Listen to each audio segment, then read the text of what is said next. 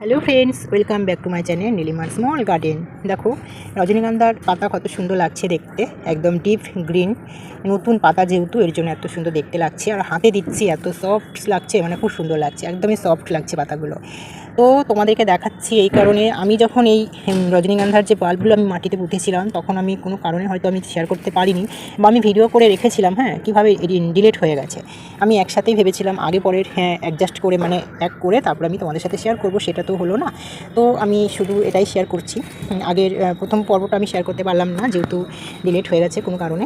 তো দেখো এই গত বছরের গাছ এগুলো, জানো তো, এগুলো গত বছরের গাছ। হ্যাঁ, গত বছরে ফুল হয়েছিল, ফুল হয়ে যাওয়ার পরে যখন ফুল পুরো শেষের দিকে আর হবে না, সেই সময় আমি তুলে এই যে রজনীগন্ধা গাছ সমেত তুলে আমি যে পুরো এগুলো কেটে দিয়ে আমি যে রজনীগন্ধার যে গোড়ার যে কন্দ বা বাল্ব যাই বলো না কেন, ওগুলো রেখে দিয়েছিলাম সংগ্রহ করে। তো সেগুলো রেখে দেওয়ার পরে তারপরে আমি ফাল্গুন মাসে বা মার্চ মাসে আমি এই মার্চের মাঝের দিকে আমি প্রতিস্থাপন করেছি আরও নতুন করে মাটিতে, এই টবে। দেখো ছোটো টব, কিন্তু এই টবে আমি প্রতিস্থাপন করেছি। করে দেওয়ার পরে দেখো এখন কত বড় হয়ে গেছে, একদম মানে স্টিক আসার মতনই অবস্থা হয়ে গেছে। দেখো বলতে বলতে আমি হাতের কাছে পেয়ে গেছি। দেখো এইটাতে কিন্তু স্টিক আসবে। হ্যাঁ, যখন দেখবে এই যে গোড়ার থেকে যখন দেখবে একদম সরু হয়ে শক্ত হয়ে উঠে এতটা, দেখো এটাতে কিন্তু স্টিক আসবে এটাতে। হ্যাঁ, এবারে কিন্তু রজনীগন্ধা ফুল হবে।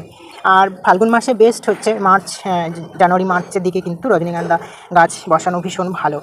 তাহলে ফুল কি ভালো পাওয়া যায়, তাড়াতাড়ি পাওয়া যায়। তো কেমন লাগলো দেখো, কি সুন্দর লাগছে, অপূর্ব সুন্দর লাগছে, দারুণ লাগছে। আমার তো পাতাগুলো এত সুন্দর লাগছে, এত সুন্দর সফট, দারুণ লাগছে, দারুণ একদম মানে ডিপ গ্রিন পাতা, আর এত সুন্দর মোলায়েম, মানে খুব সুন্দর লাগছে, খুব ভালো লাগছে দেখতে।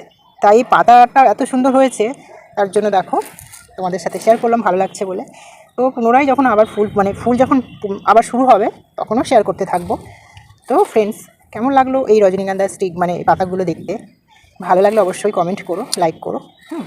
আর তোমরা ভালো থেকো, চলো টাটা।